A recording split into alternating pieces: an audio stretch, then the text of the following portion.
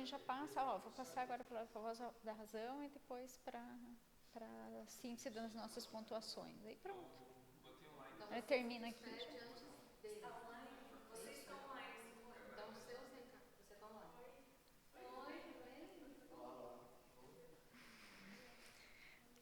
Olá, pessoal. 1 minuto e começaremos. Temos todo o tempo do mundo em 1 minuto.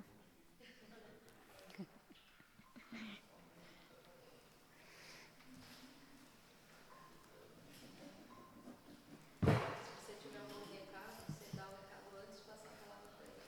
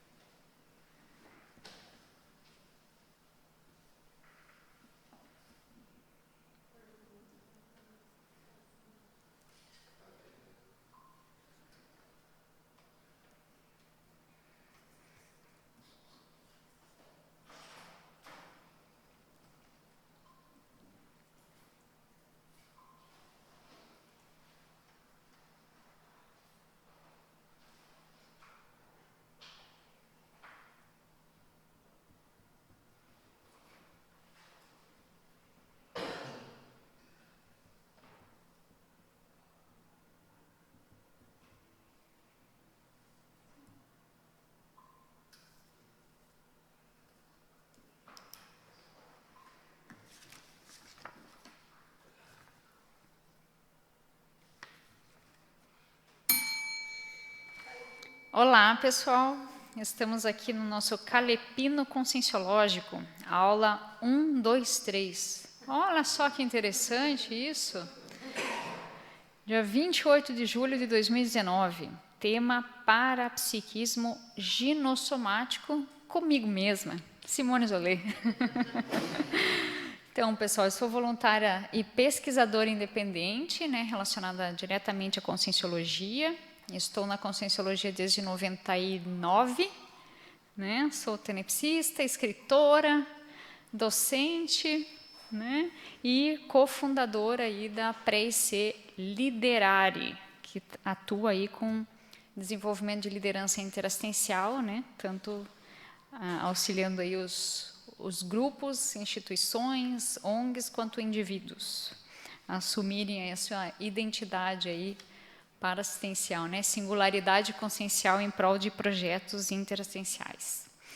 Então, sejam todos muito bem-vindos, lembrando o nosso princípio da descrença, que em todas as atividades relacionadas com a conscienciologia, nós utilizamos o princípio da descrença, que é um dos maiores pilares aí nossos de atuação em pesquisa conscienciológica.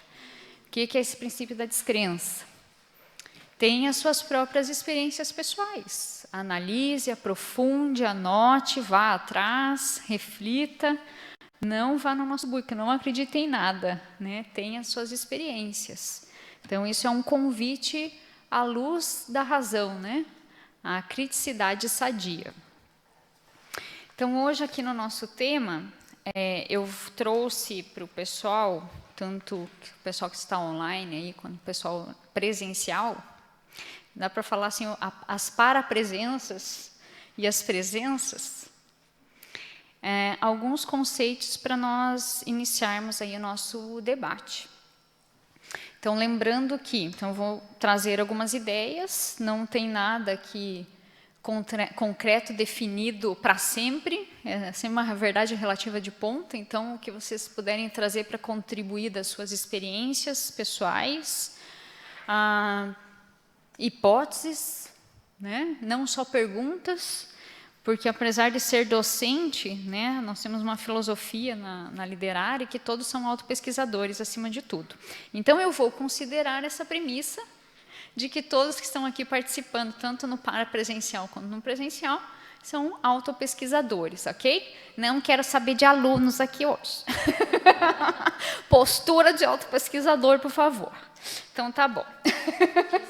Pode ser? Tudo bem? Agrediu alguém ou não? Ok, tá bom, só para saber. Então, vamos lá. Então, parapsiquismo. Esse conceito, eu tirei lá do livro Acoplamentário Primeira Década, da Editares, que foi lançado em 2013, que eu recomendo, tá? Foi um texto do professor e pesquisador independente Jarbas Paranhos, né? Então, bem interessante o que ele trouxe, de uma síntese do que é o parapsiquismo.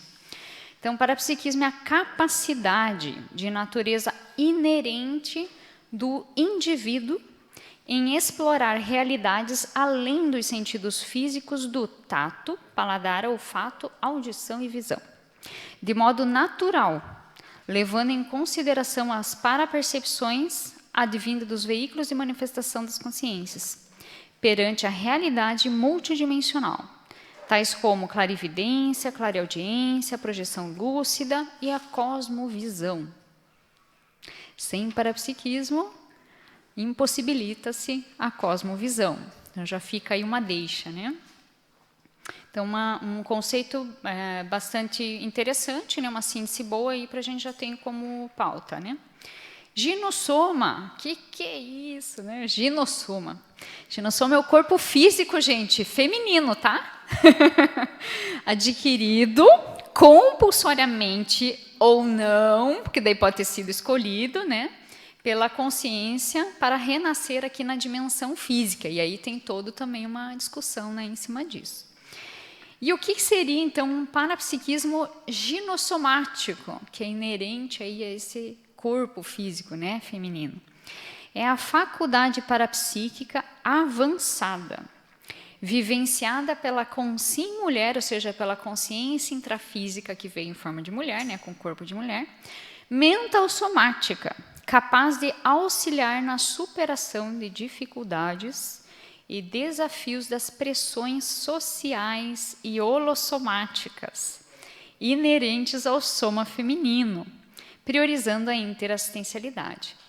Esse daqui é do verbete da Enciclopédia da Conscienciologia, da pesquisadora independente Patrícia Pialarice, que saiu em 2012. Então, vale a pena lá aprofundar e dar uma olhada na tertúlia Parapsiquismo Ginossomático com a Patrícia Pialarice. Então, aqui estão os nossos conceitos básicos para a gente dar início ao debate. E aí eu trouxe alguns pontos importantes aí para pesquisa e para autopesquisa, para nós debatermos aqui hoje. Claro que também, né, umas questõezinhas aí provocativas, né? Então eu vou lê-las e aí a gente já abre aí para discussão. Então, o primeiro ponto importante são as próprias peculiaridades do ginossoma, né? Processo de ectoplasmia, tipologia, estilo, fisiologia e aí vai. A própria história do parapsiquismo e as mulheres, né, esse contexto. Os desafios intraconscienciais, ou seja, as autocrenças limitantes, processo de afetividade, tudo que for desafio intraconsciencial relacionado ao ginossoma. Desafio extraconsciencial, que ele é relacionado ao ginossoma, mas ele é fora da consciência.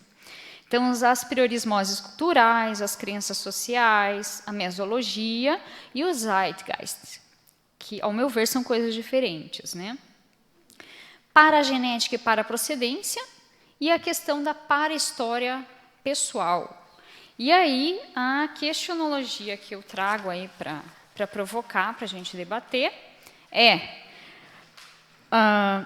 primeiro, em sua análise, quais características teria um soma avançado propício ao parapsiquismo lúcido?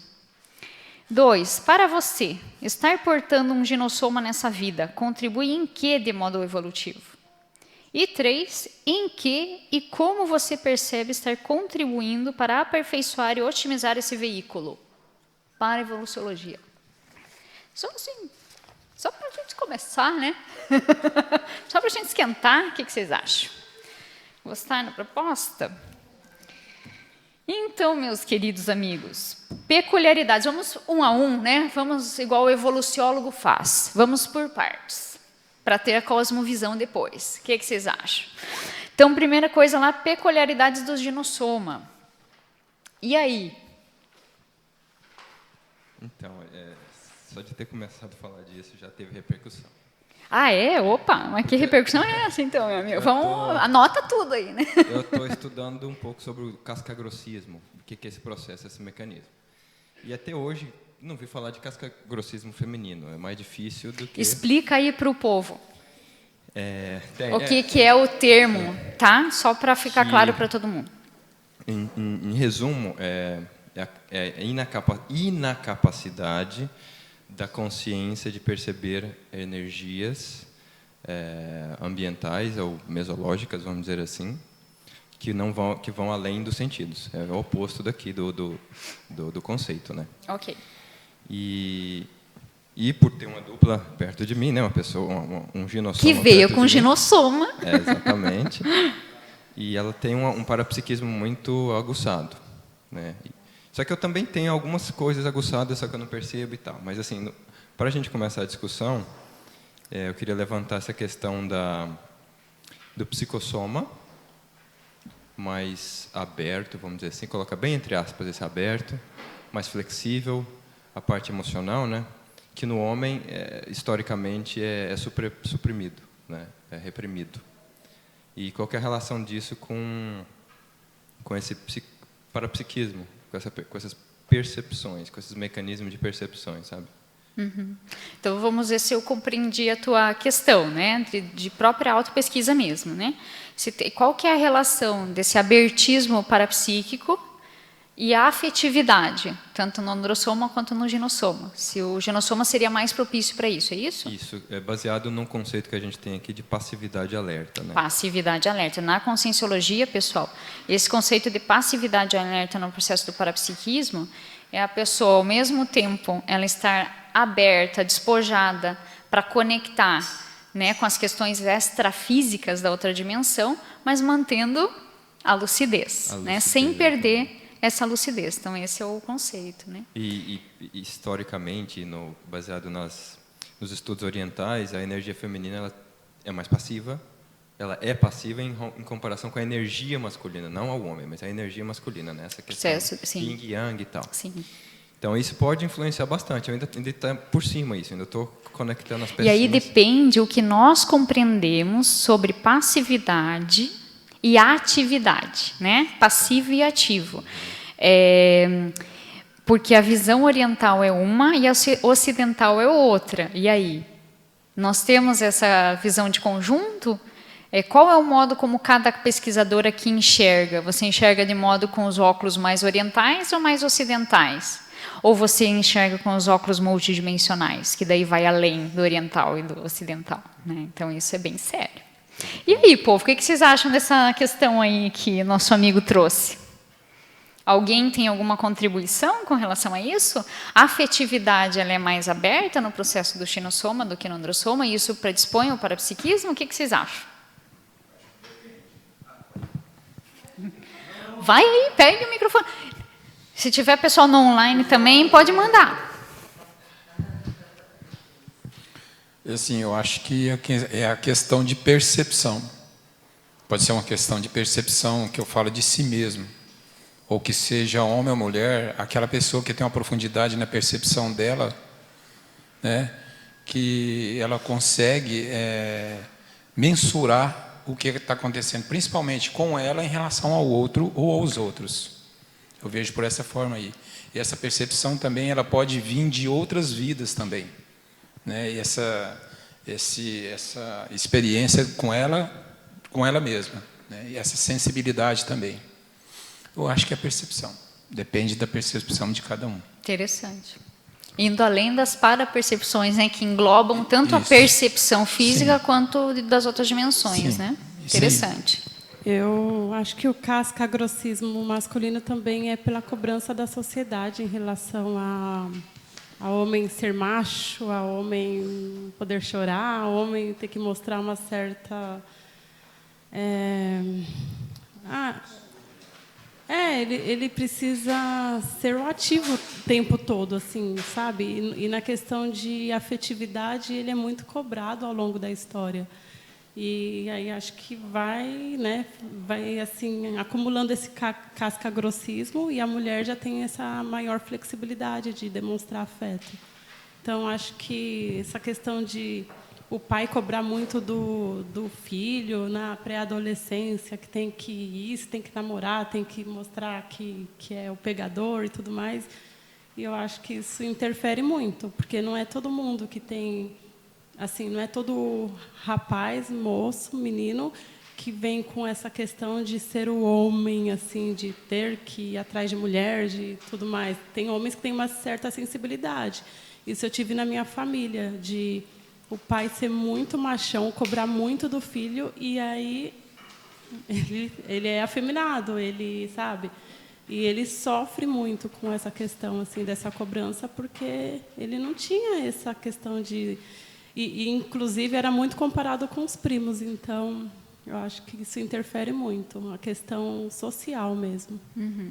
Só colocando mais uma variável. Que tipo de parapsiquismo, né? Porque pode ter um impressivo e tem um mental somático. Você iniciou essa fala. Tem vários estilos e tipos, né? Exatamente. Parapsíquicos. E como é que cruza isso com um veículo intrafísico de manifestação, sabe? A anteninha chamada soma. Como que funciona a sua antena, né? A antena... E qual é a sua antena? É o tipo de antena, né? É uma androssoma mais com energia masculina predominante ou equilibrada, ou mais feminina? Porque depende da consciência que está ali dentro. Então, vira aquela salada de variáveis para poder... Né? Analisar, né? Tinha mais alguém aqui, acho que a Natália, né? Também é ela. Então, eu acho que é inerente da consciência ela ser parapsíquica, né? É inerente, não importa o sexo, não importa... Agora, também é inerente a gente ter uma emoção, ter um sentimento, né? da própria consciência. E eu acho que não importa o sexo também. Eu acredito que o que a Cíntia estava comentando, essa coisa do bloqueio energético, né, de acordo com a cultura que a gente vive. Então, realmente, acho que os homens... as mulheres também bloqueiam muitas emoções, sentimentos, né? A gente não consegue estar nominando, primeira coisa, essas emoções que a gente sente. Mas eu acho que é inerente mesmo. A consciência não tem sexo, então o parapsiquismo também não tem, né? Então, não há um equilíbrio masculino e feminino. Há o parapsiquismo multidimensional, né? A gente tem que sair dessa caixa de achar que o feminino é diferente do masculino e que a mulher é um pouco mais sensível. Eu não acredito que seja por aí. Né? Eu vejo muitos homens com parapsiquismo muito melhores que várias mulheres. Não é pela condição do genossoma, da gente poder gestar um ser humano dentro da gente e que a gente tem realmente um veículo de manifestação diferente do homem, né? Mais propício à criação. Né? Não é por este fator que o parapsiquismo altera, na minha opinião.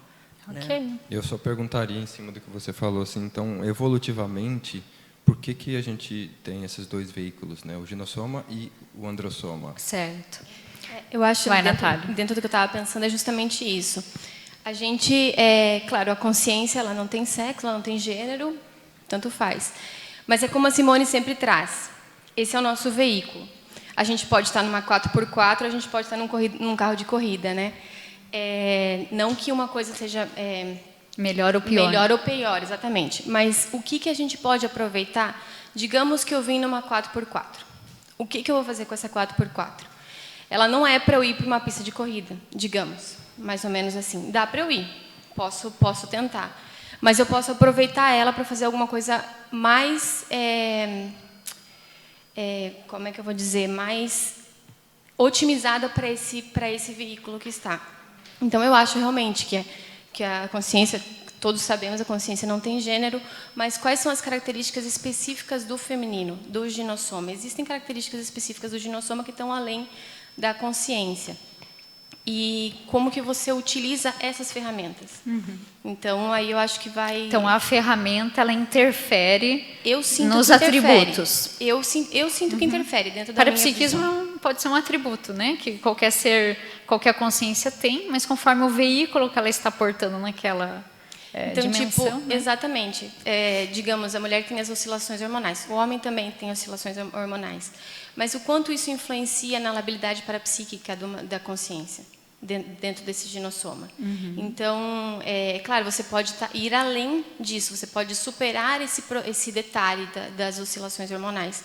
Mas até certo ponto, se você não está controlando isso, se você está se deixando levar por essas oscilações, o quanto isso não influencia no seu parapsiquismo. Né? Então, eu acho que quando você transcende o soma que você está, fica só o parapsiquismo. Mas enquanto você ainda está nessa ferramenta, o que você vai usar, vai aprender com essa ferramenta que você está agora.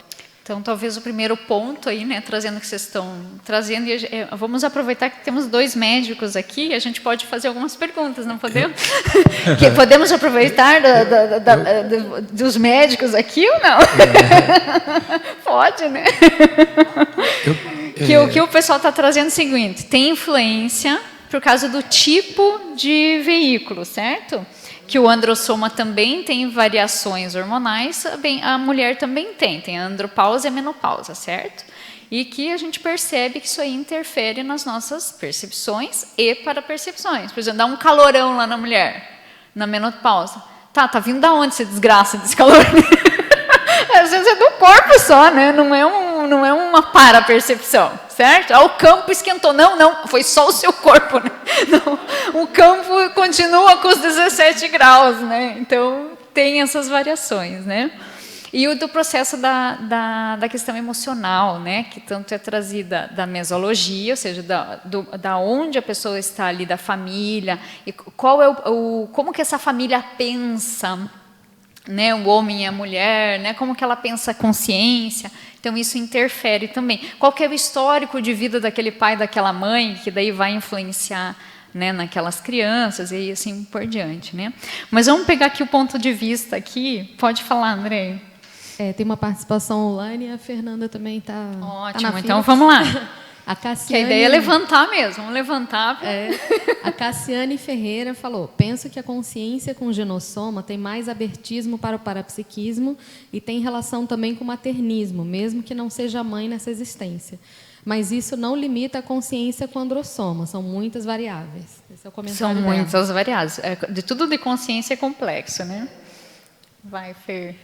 Eu ia trazer essa questão do genossoma. Ele tem uma característica que eu acho que tem a ver com a afetividade, que a gente é mais estimulado a se conectar com as próprias emoções. Então, a gente socialmente é estimulado para perceber sutilezas. A mulher sobrevive na sociedade através de sutilezas, né? Porque não é uma coisa tão grosseira. É uma coisa que você tem que ver o tom, quem quer dizer o quê. Ela olha o filho, já sabe se está com carinha de quê. Então, a gente é estimulada a tanto a conectar-se com as nossas sutilezas, emoções, quanto as sutilezas do outro. Isso é um processo até histórico, né? Dentro das cortes, né? A mulher fazia leituras. E, claro, os homens também fazem isso. Não é uma questão de exclusão, é uma questão de estímulo.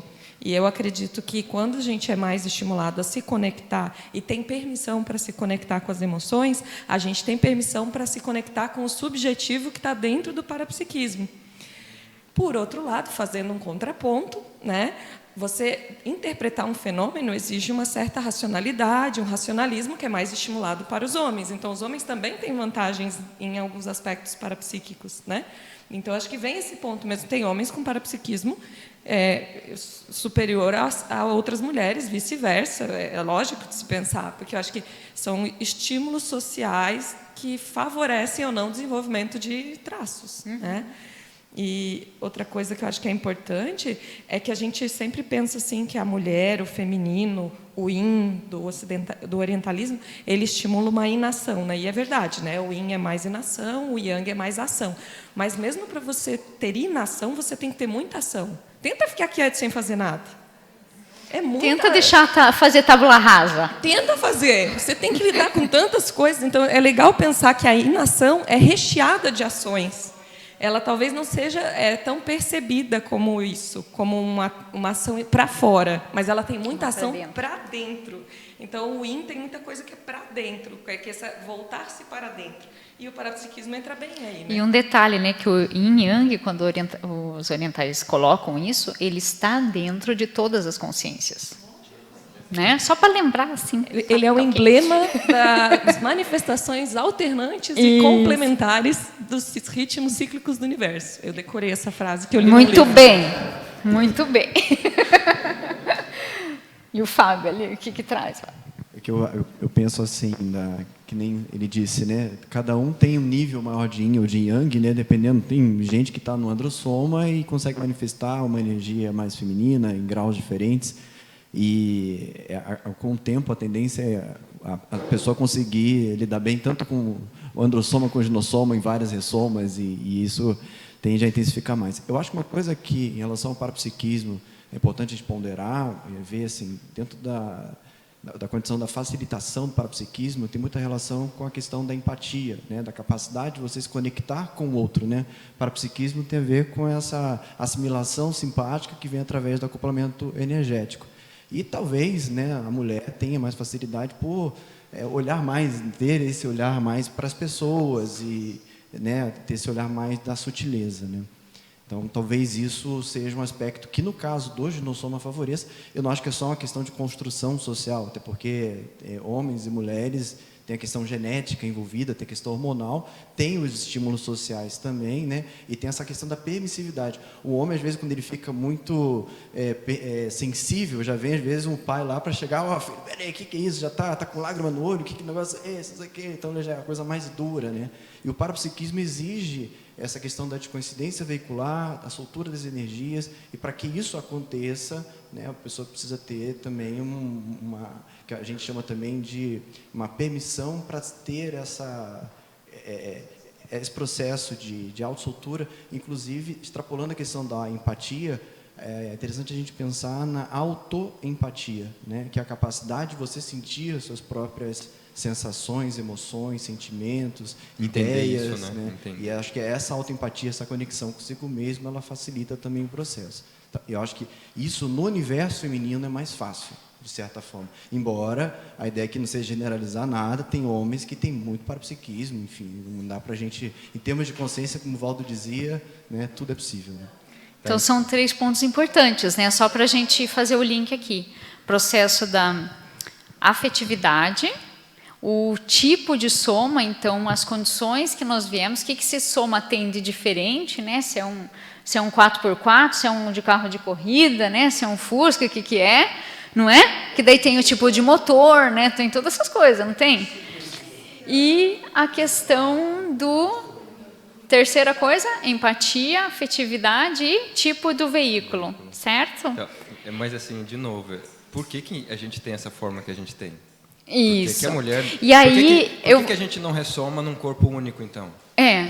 Então vamos já ser sem gênero, né? Já direto, não é? Eu acho, suspeito, opinião minha, que daqui 2000 anos a gente vai ter um soma mais andrógeno, assim, a tendência. Eu acho uma questão, eu quero até responder essa pergunta. Sei, né? Aí já fica na hipótese, né? Hipótese é coisa Não, assim, mas é interessante, tem que jogar na hipótese mesmo, assim, vamos pensar. Eu estou começando a estudar chakras também, então cada chakra recebe uma informação diferente e processa de maneira diferente, né? Então o parapsiquismo passa pelos chakras, né? Sim. E...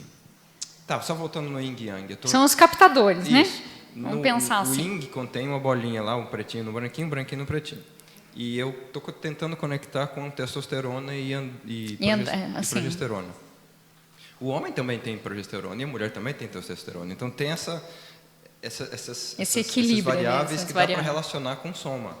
Porque essa é a conversa bioenergética de oriental. Mas tem muita gente começando a conectar esses pontinhos e faz bastante sentido, sabe? Então eu continuo até porque o seu corpo ele é energia, né? Ele é energia, exatamente. Ele é energia concentrada, certo? Então, é só aprender, a ciência aprender a discriminar que tipo de energia. O que significa energia masculina? Que é o único nome que a gente tem. E agora, no caso ali dos hormônios, né, que vocês trouxeram, tanto que o homem tem essa variação, quanto a mulher. E aí, você está usando a sua inteligência evolutiva para identificar qual é o seu tipo de variação hormonal. E o que se precisa atuar e agir para equilibrar isso aí? Porque aí tem gente que também esquece, né? Fica lá reclamando que, todo é TPM, né? Tanto o homem como a mulher vão ter isso aí, né? E aí, como é que é isso? Né? Porque eu já vi também várias mulheres darem a desculpa de que está com dor de cabeça ou TPM, né? Para às vezes não enfrentar alguma coisa. E, gente, é simples, tá? Se está com desequilíbrio hormonal, vai lá e toma um anticoncepcional, certo? No meu caso, com 11 anos de idade, imagina, processo parapsíquico já desde criança, né, com 3, 4 anos de idade, tanto eu quanto minha irmã, a gente já tinha. Era familiar esse processo. Com 11 anos, desce a menstruação, dá todo um processo de desequilíbrio emocional, porque a carga é alta, certo? E aí você com 11 anos, né, com todo aquele processo em cima de você, você faz o quê? Eu prefiro ir no médico, né? Vai no ginecologista e fala, seguinte, desceu esse troço aí, o que eu faço? O que tem para equilibrar? Né? Ah, tem esse negócio aqui para equilibrar, tem um anticoncepcional, bora, manda aí, entendeu?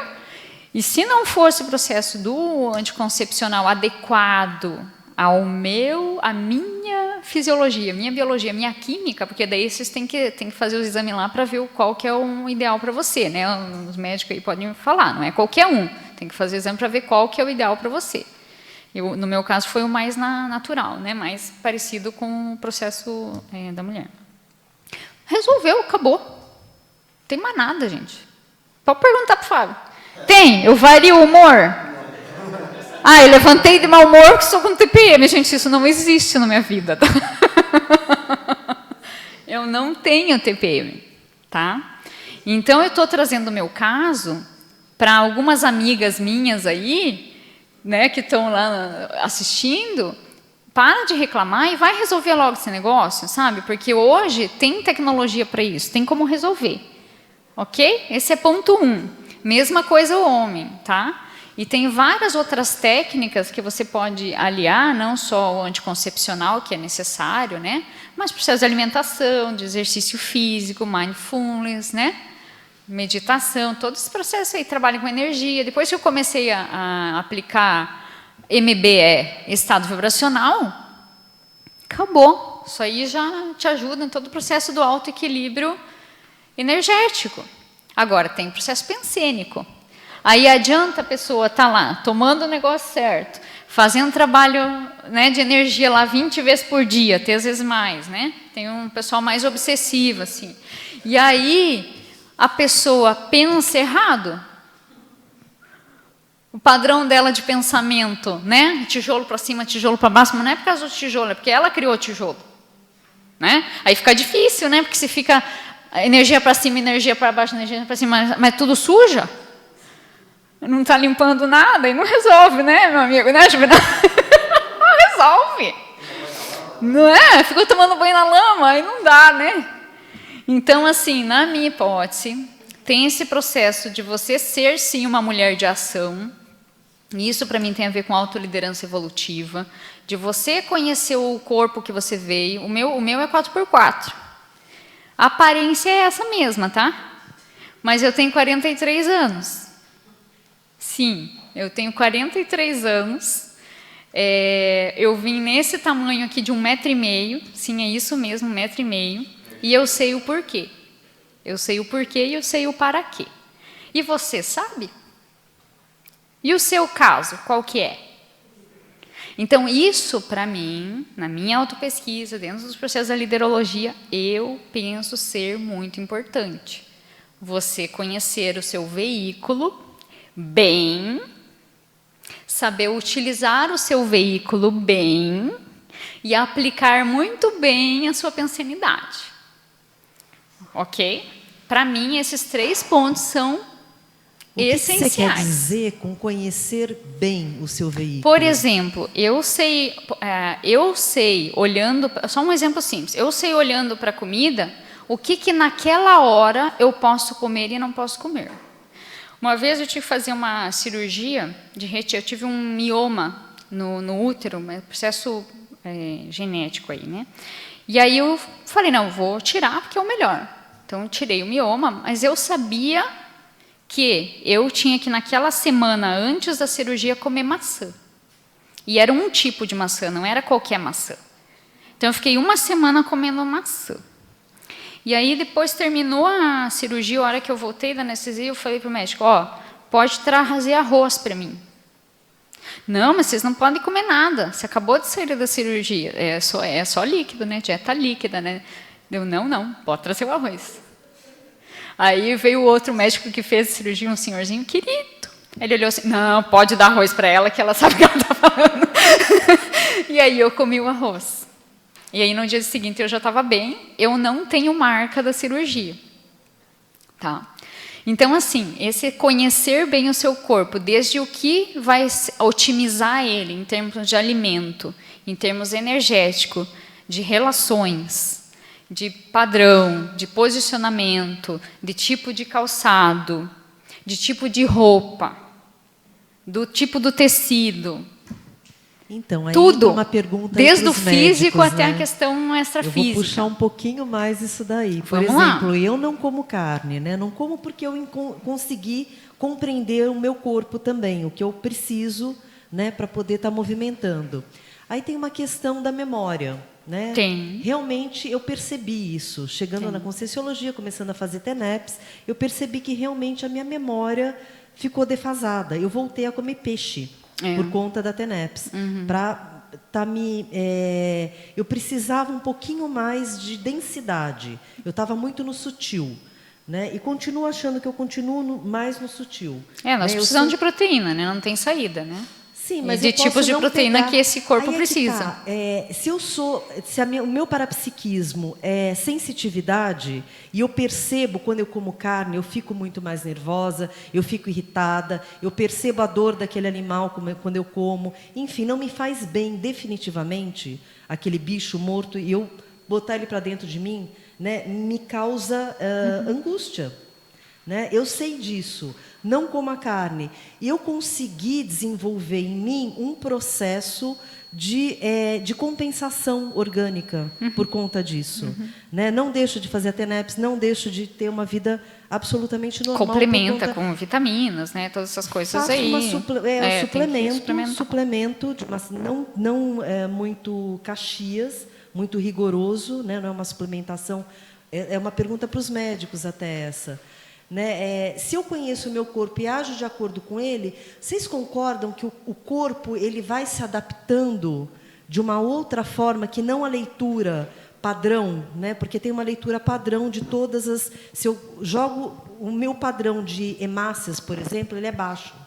Né? Ele é abaixo do que dizem que é coerente. E tudo bem, eu convivo bem com isso. Você não acha que eu estou criando uma nova forma do meu sistema funcionar?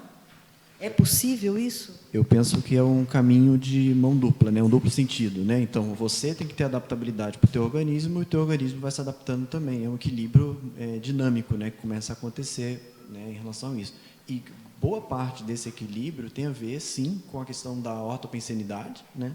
Agora, essa parte, né, da alimentação, ela tem uma característica muito importante, não só em relação ao que você traz para o teu organismo em termos de nutrientes. Então, por exemplo, a pessoa que faz uma dieta completamente vegetariana, ela tem pouco aporte de vitamina B12, por exemplo. Então, isso aí é uma coisa que pode prejudicar. Tem como fazer suplemento? Tem. Ou a pessoa pode não ser um vegetariano estrito, né, restrito. Ela pode comer ovo, mas não come carne vermelha. É uma opção que a pessoa pode ter. Mas essa questão da adaptabilidade, eu reforço, é um caminho de mão dupla. Não adianta também achar que tudo que a gente fizer, a gente vai conseguir fazer. O corpo tem um limite, né, para aquela adaptabilidade. Então, a gente precisa, como a Simone disse, entender como é que a gente funciona. E uma coisa muito séria, as respostas, elas estão dentro da gente. E, então, muitas vezes a gente não para perceber o nosso organismo, né? Mas no Oriente eles dão muito valor a isso, no sentido de, o que eu vou comer? Não é o que tem para comer, é o que eu preciso comer. Então, eu já vi, inclusive, a Simone, intuitivamente ela faz isso. Então, às vezes ela abre a geladeira, tem um monte de coisa lá, mas se não for aquilo que ela precisa comer, ela não vai comer. Ela vai onde tem aquilo que ela precisa comer. Então, é uma questão de como se fosse assim, lucidez somática, né? Você começar a dar valor a esse processo intuitivo, né, que o organismo traz para a gente. Né? Agora, nessa condição também da alimentação, é muito importante, hoje, na linha da nutrição, tem uma abordagem muito interessante, que é, de maneira geral, a doença, né, ela tem a ver com o processo inflamatório, as doenças de maneira geral. E o estresse, a ansiedade, tudo isso é um dos maiores componentes inflamatórios que a gente tem, e a inflamação ela gera todo um processo de reatividade somática, inflamação intestinal, com aumento da permeabilidade para toxinas, aumento da autodestruição, inclusive, do corpo, que é como se fosse uma guerra que se passa dentro do teu próprio organismo. E nesse contexto, a alimentação ela também pode ser um fator inflamatório muito forte. E isso a partir, por exemplo, de dietas que têm um componente de processamento maior, né? Então, aquela comida que é muito processada ou que tem muito aditivo químico, conservante, corante, acidulante. E não só isso, importa também a forma como a comida foi feita, né? Então, tem restaurantes, por exemplo, que as pessoas valorizam mais essa questão de energia. Isso, na Índia, eles valorizam isso secularmente. Se a pessoa ela não está bem, ela não deveria fazer a comida que ela vai comer. Ou, por exemplo, no restaurante, né? A cozinheira aquele dia ela não está bem. Tem restaurantes que eles não deixam ela fazer a comida, porque senão as pessoas vão absorver aquela energia da pessoa, aquela energia mais desequilibrada. Então, é uma questão que envolve não só o que você come, mas como você come, né? E também no como, lembrar que existe a questão da velocidade com que você come e o momento do dia que você come, né? Por exemplo, na medicina indiana, eles valorizam muito a ideia de que você não deve comer nada à noite, né? Essa coisa do ciclo circadiano, a pessoa só deve comer de dia, então à noite ele não come. Se você comer alguma coisa, você não deve comer com pressa, não deve levantar da mesa rápido depois de comer. Então, tanto importante quanto o que você come é como você come. E lembrar que a pensenidade, ela acaba sendo mais forte do que isso tudo também, né? Então, a autopensenidade é muito importante aí. Uhum. Então, aí essa parte do soma, né, que é importante. Estamos aqui com ele para cuidar, certo? Sim, dentro desse processo, voltando um pouquinho do que você falou, tem a ver com o soma e de conhecer o seu soma. No que você sentiu, se você se sentir à vontade, claro, de compartilhar, que você falou, menstruei aos 11 anos, as oscilações hormonais causaram, junto com o parapsiquismo, fez uma bagunça total. O que você sentiu que influenciou no seu parapsiquismo, todo esse processo hormonal, antes de você começar a tomar o anticoncepcional? Ele ampliava as emoções. Então, por exemplo, se eu estava com raiva, eu ficava com uma super raiva, entendeu? Se eu estava feliz, eu ficava como uma eufórica. Uhum. Então, ele amplificava tudo. Então, eu não estava olhando as coisas como elas eram de fato. Então, acontecia alguma coisa ali comigo, então ficou super feliz. Nossa, que destas feliz. Não, gente, era euforia. Você perde lucidez, você fica muito eufórico, entendeu? Então, como é que eu equilibro isso? Porque não era meu, a felicidade era minha. Mas misturando com o processo hormonal, virava uma euforia. Aí a agressividade, né, no caso, né? Imagina, irritação, raiva. Aí vira um negócio muito grande, entende? Em vez de ser normal, fica um negócio muito grande. Então, nesse processo, o teu contato com o extrafísico, no caso, se você sentisse alguma coisa extrafísica, aquilo tudo, também vinha exacerbado. Por exemplo, estava lá eufórica. Podia gerar algum processo, como gerou, de mini acidente. Entendi. Entendeu? Virou pé. A bicicleta caiu não sei aonde. Entendeu? Tipo, umas coisas besta. Mas para quem está ligadão, né? Opa, pera lá. Então, toda vez que eu fico eufórica, acontece um mini acidente. Toda vez lá que eu estou com raiva de tal coisa, mas eu estou no processo, meu hormônio está variando, eu fico com mais raiva. E aí, em vez de eu ter a lucidez de, não, isso aqui é bobagem, imagina, para quê? Não, vai lá e briga daí com a pessoa, né? Ou tem uma, sei lá, uma discussão, né? Fica de mal, sei lá. Uhum. Tem umas coisas que não tem lógica, entendeu? Que aumentou, ampliou o processo emocional. E aí vem a labilidade parapsíquica, que até quem quiser tem se não me engano, na revista Consciência, é isso? Deixa eu ver se eu anotei aqui. Tem o verbete pitonisa e o verbete labilidade parapsíquica que vale a pena olhar, tá? Porque gente, não tem jeito, né? Cai na labilidade parapsíquica devido a uma labilidade emocional pelo processo hormonal. Então, isso vale a pena estudar, vale a pena olhar. E aí eu indico uma pesquisa da doutora Susan David, da Sul da África, né? Que ela escreveu um livro muito bom, que chama Agilidade Emocional. Aquilo ali, se a gente aprendesse aquilo ali desde criança, a gente ia minimizar muita coisa, sabe, em termos emocionais, tanto para homem quanto para mulheres. Né? Eu acho que ia ser top, assim. Imagina você conseguir passar as técnicas, né, de agilidade emocional para as crianças lá, desde 4, 5 anos, saber lidar com as emoções. É fantástico. Aí eu penso que a gente evitaria um monte de confusão, entendeu? Inclusive, identificar com mais facilidade que, tá, eu tenho raiva, mas não é desse tamanho. Então, pera lá, o que está me influenciando, né? Aí vem o contexto das consciências, né, dos espíritos, enfim. Imagina, a menina ali, né, com aquela variação emocional, aproxima uma consciência com raiva. Você já sente aquilo e sente aquilo maior do que é.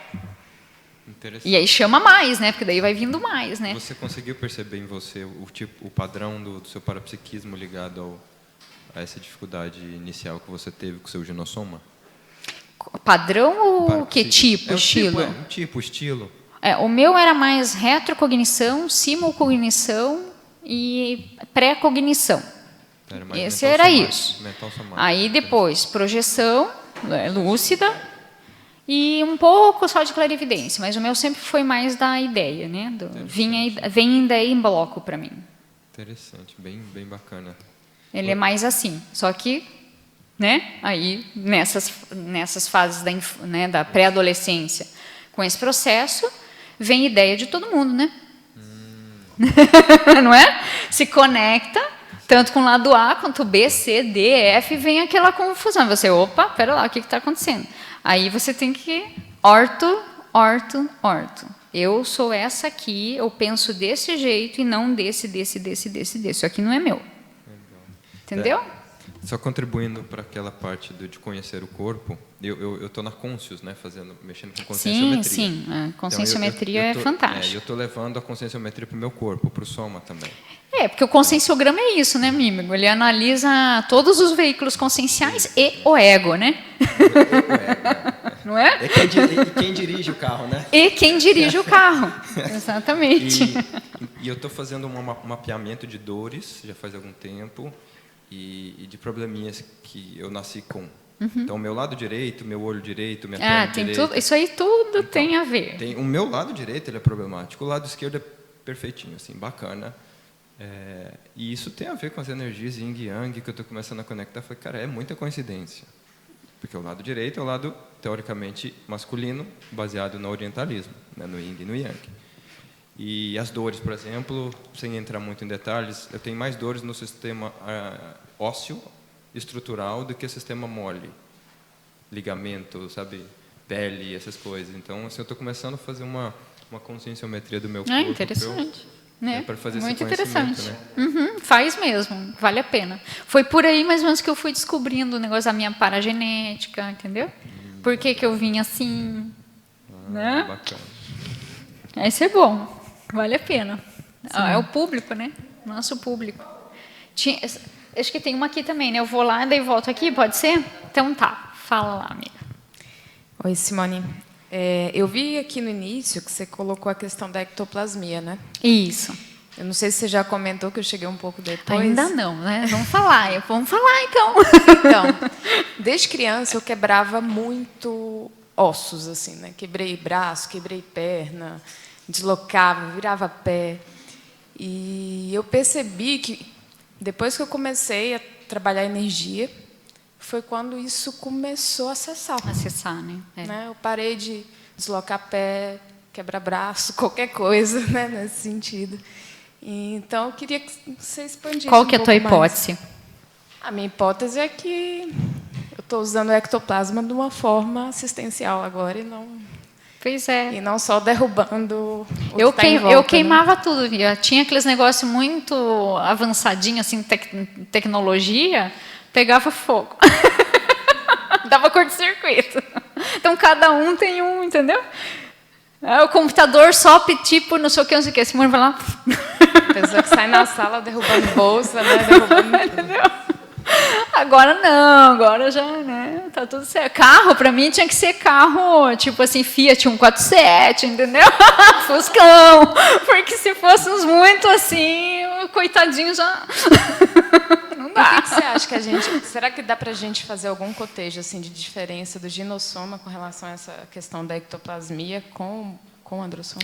Dá, na minha visão, tá? Depois, quem quiser, pode até dar uma olhadinha lá na da história do parapsiquismo do pesquisador João Ricardo Schneider, né? Tem muita coisa, pega lá a seção mulheres, tem bastante coisa interessante. Mas o que eu penso, assim, já no contexto do próprio útero, aqui, plexo solar, pega toda essa região aqui, de plexo solar no genossoma. Querendo ou não, é uma P de uma ectoplasmia, né?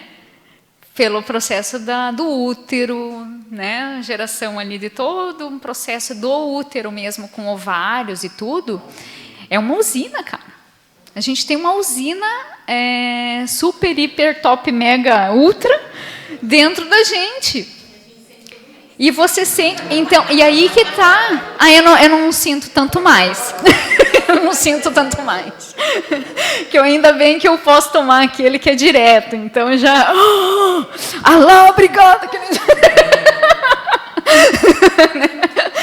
Tudo certo.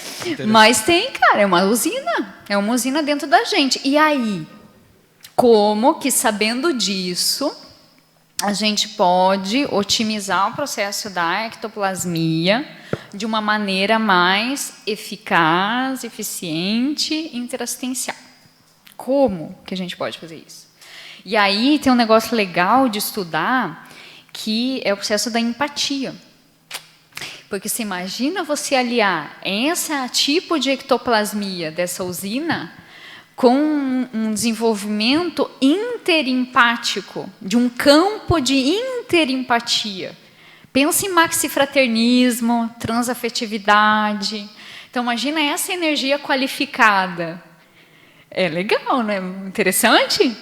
É muito interessante, né?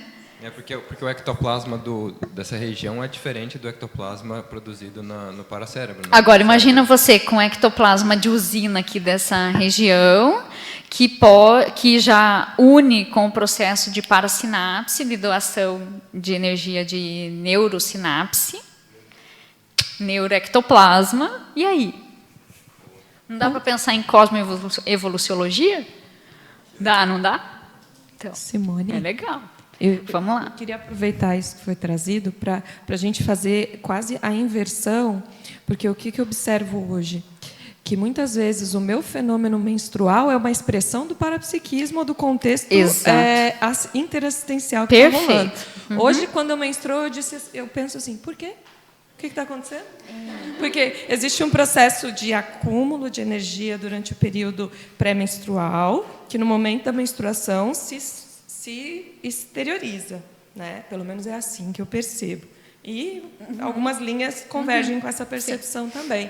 E hoje eu percebo que o meu ciclo está vinculado a um contexto de demandas e ações de assistência. Então, como eu tenho uma menstruação assimétrica, porque eu mantenho Mirena, né? Então é uma coisa que você só menstrua Mirena, quando o corpo né? Não tem mensal, não tem nada disso. Então, eu acho que uma coisa que, respondendo um pouco, trazendo um pouco essa visão da ectoplasmia, se a gente entender o nosso ritmo, o nosso ciclo menstrual, a gente pode saber as horas que a gente tem que ser mais precavido, porque está com muita energia e está mais predisposto à assistência, mas também a acidentes, né? Porque uma coisa exatamente. Quanto mais energia, mais para a segurança você precisa. Mais para a segurança, isso mesmo. Então, acho que é muito essa questão de fazer essa leitura dessa interface do corpo como expressão do próprio contexto extrafísico, que daí caminha para a cosmovisão. Vai precisar de muito parapsiquismo para ir construindo as próprias hipóteses, autopesquisa. Tudo precisa anotar e analisar, anotar e analisar, anotar e analisar. E ver sincronicidades, o que está acontecendo antes, durante, depois, isso é bem sério. É interessante essa fala da Fernanda, que eu venho fazendo uma leitura no meu trabalho. Nós somos 4 moças trabalhando juntas e agora a menstruação começou a ficar bem próxima mesmo, né? E eu tenho percebido que quando a gente está nesse período, o nível de assistência, de ocorrências no trabalho mais intensas, de problema mesmo, aumentam. Então, e a gente tem a consciência o quanto a gente pode assistir mais, porque a gente está com mais energia, né? Então tem que tomar esse cuidado de precaução, porque, né, o bicho pega, ainda mais um monte de mulher juntas assim, mas eu percebo que acontecem coisas mais assim complicadas. E às vezes era bem importante nesse momento vocês juntos. Eu estou pensando em coliderança evolutiva aqui, entendeu? Então imagina, a energia vocês já padronizaram o negócio ali. Sim. Aí uniu, juntou. Aí você que está mais lúcida, pera lá, está acontecendo isso, isso, isso. O que vai vir para a gente ajudar? Sim. E aí a tua postura precisa ser diferente, porque daí isso vai contagiar positivamente as outras mulheres. Sim, é a postura daí no negócio. Lucidez para o que está acontecendo, e sincronicidades e postura para ver o que nós precisamos ajudar. O que nós vamos entrar aqui, o que não vamos entrar. Porque daí também tem um amigo meu, eu gosto demais dele, que ele fala assim, Simone, só cuida das pedras rolando. Porque às vezes aquela pedra que está rolando não é para você. Entendeu? Não se coloque na frente, deixa ela parar primeiro, aí você analisa se é o caso de ajudar ou não. Às vezes a pedra é de outra pessoa. Né? Então tem isso também, né? Porque mulher também tem essa coisa, né? De querer abraçar o mundo, querer ajudar. Não, porque fulano, porque ciclano. Gente... Um olho no peixe, outro no gato. Eu já vi um gatinho, já quer levar para casa, o gatinho mó sediador. Entendeu? Não dá, tem que cuidar, para a segurança. Interessante. Simone, então, o pessoal online está participando bastante, né? Tem muita gente dando boa tarde, o Adelino Denk falando, olá, Simone, parabéns. Ai, meu amigo alemão. O Everaldo César falando, parabéns, Simone, ótima abordagem. A Diana Chernoff está falando um olá da Califórnia. Ai, que delícia você aí. Viu? Você pode chamar a gente aí para ir também, viu? A gente vai, né, Fábio? A Débora Pereira comentou, já queimei muita coisa, hoje estou fazendo EV e sinto muita coisa tem mudado. Que muita coisa tem mudado. Isso é sério mesmo, gente, isso é bem importante. E aí temos 3 perguntas aqui na fila. A Marilux falou, boa tarde a todos calepinianos, Equipim, Equipex, um abraço ginossomático, a querida professora. Não, a Marilux, o nome dela já é top, né, gente? Marilux, já espalha assim na energia. Pensa nisso, mulher. E aí ela fala, por favor, na página 1, pontos importantes para a pesquisa, por favor, na página 1, pontos importantes para a pesquisa, o número 2 e o número 5. Pode comentar e falar um pouco sobre? Ah, sim, posso. E aí eu indico, gente, claro que tem vários livros, mas eu peguei um que está mais na mão aqui para nós, e é nosso colega, né, pesquisador, né, João Ricardo Schneider, deixa eu mostrar aqui. Ai, socorro, cadê a câmera? Está aqui. Ó, gente, esse aqui, tá? Então, tem alguns pontos ali, eu vou até passar as páginas aqui para vocês, mas vocês podem procurar no índice que tem lá mulheres. Tudo que tiver sobre mulheres, dê uma olhadinha ponto a ponto lá. E aí, eu anotei uns que eu achei bem importantes para dar uma mexida com a gente aqui. Eu vou ler alguns, tá? Só para ajudar aí. Então, olha só que interessante. Na escola pitagórica, as mulheres tinham, aparentemente, os mesmos direitos e acesso ao conhecimento. Ponto 2. Missionários cristãos combatiam a influência das mulheres na sociedade celta. Começaram a considerar as mulheres com capacidades inferiores e exigir submissão a pais e maridos. Antes não era assim. As parapsíquicas eram vistas por missionários como casos ainda graves, ainda mais graves ainda, né? Eram acusadas de bruxaria, camponesas simples, praticantes do curandeirismo, resquícios da tradição druídica, transmitida de mãe para filhas. E aí, interessante, mana, olha isso aí. Não, porque tem umas coisas, eu e minha irmã, aqui nesse negócio de camponesa, curandeirismo. Eu falei, entendi, porque às vezes a gente mexe numas ervinhas, assim, faz um chazinho, assim, umas coisas. É porque eu e minha irmã, a gente foi criada, minha mãe era curandeira, né? E aí a gente nunca tomou remédio, assim, né, de médico. Eu casei com médico, tudo certo. Mas a gente sempre foi tratada com um chá, com, né, doação de energia, enfim. Então, eu achei interessante. Né? Eu acho que muitos aí devem também ter passado por isso, né? Em Portugal, durante a Idade Média, as mulheres praticantes da magia céltica eram chamadas de mestras. além de demonstrarem conhecimentos terapêuticos superiores aos convencionais. Não separavam aspectos físicos das variáveis extrafísicas. Não foi o que a gente falou aqui agora, gente? Não dá para separar isso. Não dá. É tudo junto. E aqui que me chamou muita atenção, gente. Pensadora iraquiana, Arrábia al-Adawiya, primeira consciência a defender a cosmoconsciência como meta existencial no mundo islâmico. Maior e mais influente mulher sufi. Realizava palestras e participava de debates públicos defendendo o maxifraternismo, amor incondicional e fraternismo. Sua influência foi tanta que, a partir de sua geração, a quantidade de sufis no mundo islâmico só aumentou. E isso, gente, no século 703, 730, antes da era cristã, tá? Isso, né? Ou foi depois? Foi depois? Tá. Foi escrava na juventude, foi libertada, disputada para a função de cortesã por sua beleza, rejeitou o que lhe propunham, inclusive casamento, e foi morar por anos no deserto. Não é interessante? Eu achei muito interessante. Era muito comum a população se dirigir aos oráculos anexos aos templos para obter orientações ou tomar decisões pessoais. Mas, além desses oráculos oficiais, há referências a mulheres sábias, desempenhando importante papel nas comunidades, prevendo eventos futuros e orientando parapsiquicamente seus pares. Elas obtinham orientações através do transe parapsíquico ou das projeções durante o sono noturno. Então, isso foi algumas coisinhas só que eu peguei dali, desse livro, né? Tem várias outras coisas lá, que é interessante a gente pensar nessa história do parapsíquico com relação às mulheres, né? Então, tem muito aquela coisa que em várias culturas era muito tranquilo, essa relação, tanto faz homem-mulher e o processo parapsiquismo, e em outras, e pelo que eu vi aqui mais no processo cristão, né, eram mais complexas, né? Não sei quem que tem mais história que você quer contribuir com a gente aí, Laurentino, nesse sentido. Na Grécia, que interessante, eram né? As mulheres que predominavam. Na Grécia eram as mulheres, né? As Pítias. Em Roma também tinha as vestais. Ah, as vestais de Roma, sim. Então, eu visitei lá, inclusive, eu e minha irmã, a gente encontrou meio sem querer lá o lugar onde estava o negócio das vestais. Que idiota eu falei isso, né? Foi idiota agora. Foi, tá. Foi, não é?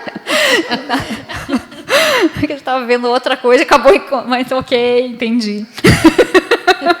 Mas, sim, vestais em Roma e na Grécia as pítias, exatamente. Eram mais as mulheres, né?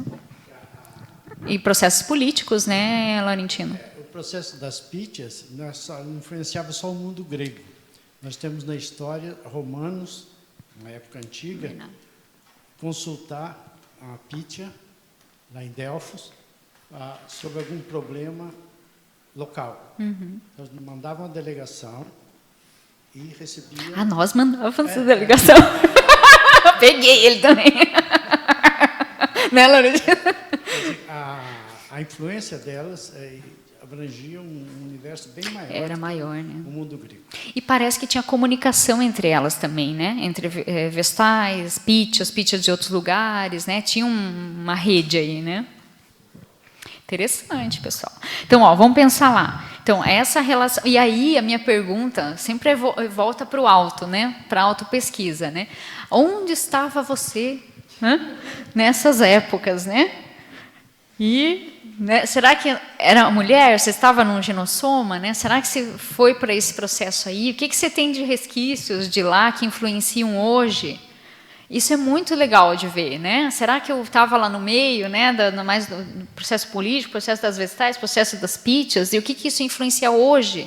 A hora que eu volto com esse corpo de mulher, porque também tem isso, né? A gente foi mulher várias vezes, homem várias vezes, né? E aí, a partir do momento que se conecta de novo com aquele tipo de veículo, né? No caso, a mulher que foi várias vezes mulher e volta mulher. Como é que é isso, né? Eu já consegui otimizar esse processo com esse soma? E como eu já usei várias vezes esse tipo de veículo, Será que eu já consegui otimizar de um jeito serenológico? De um jeito que realmente eu saiba, eu já estou com o pé nas costas de usar esse veículo, esse tipo de veículo? Ou quantas vezes eu já fui homem, eu já estou com o pé nas costas, de modo serenológico, a saber lidar com esse soma, com esse androssoma? E aí tanto faz, daí para mim, posso vir tanto um contra o outro, que eu dou conta de qualquer um?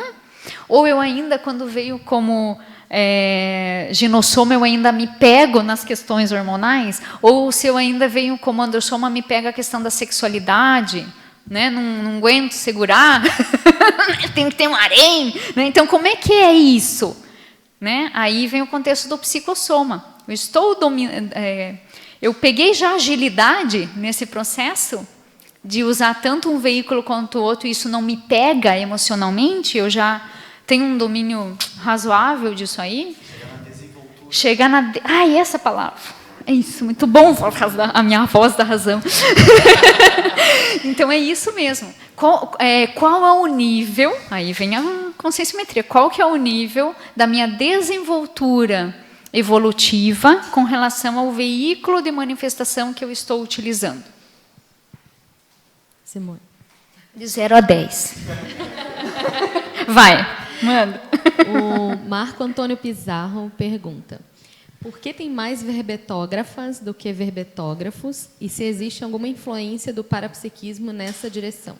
Ai, gente, olha, pois é, eu até estava contabilizando ali quantas escritoras, né, tinham na conscienciologia, né, porque às vezes a gente pensa muito em função, às vezes, né? Fala assim, a liderança interassistencial é a EPICOM só, né? EPICOM, a desperta. Não, gente. É tudo que você está fazendo que envolve o processo da interassistencialidade. Né? Então, quantas escritoras, quantas verbetógrafas, né? Quantas mulheres de ação, né? Quantas estão puxando projetos e que às vezes não aparecem, estão lá nos bastidores. Isso é liderança. Isso é evolutivo, entende? Então, é bom dar uma olhada nesse processo aí. Agora, o porquê disso, aí tem várias, né? Aí é cada um com seu cada um, né? Tipo, e aí, Marco Antônio, quantos você já escreveu, né? O livro já está meio na caçapa, aí como é que tá, né? Aí eu acho que é mais um processo individual, né? Contudo, vamos analisar. O parapsiquismo entra no processo, eu não vejo como não entrar, né? Porque ainda mais se falando de paradigma consciencial. Porque se nossa vida ela é sempre 24 horas, a todo momento, a toda par instante, multidimensional, não tem como não entrar o parapsiquismo. Ele é a água que está aí e você está mergulhado, não tem jeito. Né? Então, tudo é. Agora, basta a maneira como você vive isso. Você lembra que é? Ou você esquece, sua lucidez vai diminuindo aí ao longo do dia e você esquece que você é multidimensional. Esse que é o pulo do gato, né? Do paragato. Né? Não é? Porque se nós, ao tempo inteiro, você lembra para você que você é uma consciência e que isso é multidimensional, muda tudo. E aí a conscienciologia, meus queridos e minhas flores, ela é uma filosofia de vida, né? Só que ela não é uma filosofia teórica. Ela é uma filosofia aplicada. E aí? E pior, né? Para-aplicada, ou melhor, para-aplicada. Não tem como fugir dessa, não. Não tem. E aí não me venham, igual já me vieram essa semana, dizer que se você não estiver aqui em Foz do Iguaçu, você não pode aprofundar a conscienciologia. Me desculpa, mas, meus queridos, né? Me poupe dessa, né? Me poupem. Você pode estar em qualquer lugar, até no meio do inferno, se você quiser. Se você continuar andando e lembrando que você é uma consciência multidimensional e fazendo o que você precisa fazer, você está aplicando o negócio. Então, não importa onde você está, importa quem você é e o que você está fazendo e a lucidez que você tem. E aí é individual, né? Tem mais uma pergunta no Denk, falando. Manda, alemão. Olá, Simone. Considerando a questão número 1 da questionologia, quais características somáticas propiciam o parapsiquismo lúcido a partir da sua experiência? ele vai naquela, né? Eu falei que não dava para fugir, né? Agora voltou-se para mim. Então, olha só, gente, em sua análise, quais características teriam um soma avançado, propício ao parapsiquismo lúcido?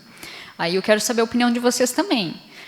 Mas, na minha hipótese, é aquele soma que você fica ágil para você, que você tem um bom desempenho tanto com um quanto com o outro. E aí você otimiza a parte da ortopensenidade, né, aliada ao processo do parapsiquismo. Então, eu vejo mais aí. Então, é o soma que você tem mais desenvoltura, que aquilo flui melhor para você. Que é baseado no psicossoma, né? Porque o soma é a última etapa Aí você precisa ter o quê? Né? É o processo do mental soma, né? Que você já plasma o troço direto ali, né? E eu até adicionaria o macrosoma. Você percebe? Pode ter. Eu penso assim. Você percebe? Vamos pensar em paragenética. Se você, enquanto consciência, tem isso bem, uma alta liderança evolutiva nesse processo, a tua paragenética, ela suplanta a genética. Uhum. Essa é a minha opinião. Você percebe se você tem macrosoma? Ai, não sei. Nanotecnologia. Tá. Não chega a ser macrosoma, mas é nanotecnologia. Não, eu tenho. Tá. Eu penso que sim. Você tem uma noção? Pela minha história. Mas você tem uma noção de que área do soma, vamos dizer assim? Porque, por exemplo, o Chico tinha macrosoma ligado ao rim, às suprarrenais. Uhum. Eu tenho duas coisas. O meu processo de ideação, dessa coisa das parideias, e eu sempre me guiei por isso. Eu não tenho medo de desagradar. Então é interessante. Isso para mim é uma coisa. Que não está ligado ao seu ginossoma, né? Está ligado ao paracérebro. Está ligado ao meu paracérebro. Isso é muito legal, interessante. É para a direção. Isso para mim sempre foi muito claro. Tá? E vem o negócio e eu falo, ok, eu não tenho medo. Eu arrumo a mala e vou. Só também não dá tempo de arrumar a mala. Beleza, vamos. Vai sem mala. Tudo certo. E a outra coisa é como é que é o termo, amor? De cicatrização mesmo, né? Que você até observou isso. Regeneração. Eu tenho o processo da para-regeneração. Que tem a ver com resiliência. É rápido. Tem a ver com resiliência. Uhum. Já consegui visualizar. Não, e aí eu tenho esse outro problema também, porque é um problema. Não é que não... Como é que é? Sim. Tá, mas o bacana da regeneração... Faz parte. O bacana de não envelhecer, que as pessoas veem, eu acho que vem um pouco pelo lado errado, é que quem parece jovem é porque regenera rápido, substitui rápido células. Igual você falou, não tem mala, vai ser mala mesmo. Então, ou seja, eu refaço rápido e com integridade qualquer situação. E o corpo acompanha. Sim, essa é a minha história. Mas assim, convivendo com a Simone, eu acho que uma coisa que história. ajuda muito ela é muito refratária ao negativo. Então, o negativo não pega, né? Então, isso ajuda muito, é um bom humor incondicional. Então, isso ajuda demais é o Teflon, né? É feito Teflon. E meio dançarina ainda. Porque daí... Você pega uma foto dela de 20 anos e compara com agora, praticamente não mudou nada. Talvez o comprimento do cabelo. Vocês deem desconto, gente.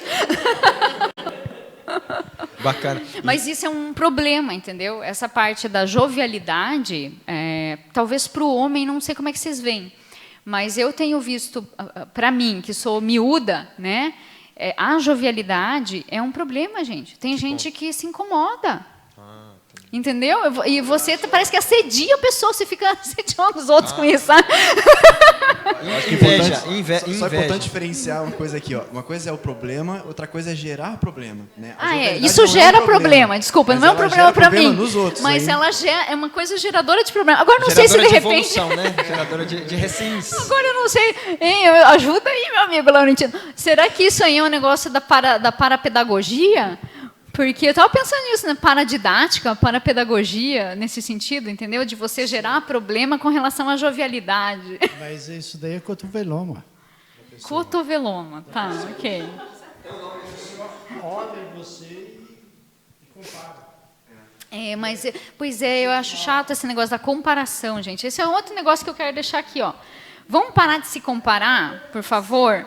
Ó, na literária, na pré-EC da literária, a gente estimula muito a singularidade consciencial. A gente tem uma teoria que quanto mais a pessoa assume quem ela é de fato, a singularidade consciencial dela, mais ela vai brilhar evolutivamente, em todos os sentidos, né? De produção evolutiva, de força presencial, de autoconfiança, de autossegurança, de parasegurança, de chamar extrafisicamente quem é a equipex dela mesmo. E aí as coisas, você pensa em maçã, a maçã aparece na tua mão, sabe? Eu estou falando isso assim, sério, porque isso para mim foi sério. A partir do momento que eu abri mão, que eu reconheço, eu honro no sentido de respeitar consciencialmente a minha mesologia, contudo, a hora que eu abri mão dessa mesologia, no bom sentido, né, e assumi a minha singularidade, tudo mudou. E daí, quem quiser olhar lá, tem um verbete de reencontro duplista, foi quando eu encontrei o Fábio. Quando você se alinhou. Quando eu me alinhei, quando eu falei, a Simone é aqui, isso aqui, a minha missão de vida é essa, o meu negócio é esse, vamos. E eu fui.